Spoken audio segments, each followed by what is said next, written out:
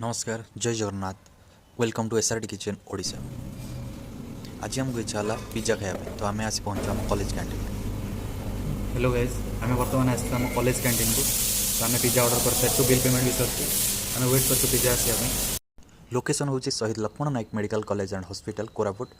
आम paramedical students तो यहाँ आम कॉलेज कैंटीन आम बिल पेमेंट कर सारूँ। मुझे देखा पिज्जार टिकेटा तो भेज पिज्जा अच्छी रेगुलर साइज तर जार प्राइस रही 80 रुपीज़। तो बर्तमान आम पिज्जा रेडी हो जाए 20 मिनट आमको लगला टाइम रेडी होगा तो चलते टेस्ट करिया बसिके। अरे वाह पिज्जा तो बहुत ही चीजी एंड क्रीमी अच्छी तो जल्दी जल्दी खाइबा को। पिज्जा तो खाई सारे अधा बहुत ही बढ़िया टेस्ट अच्छे।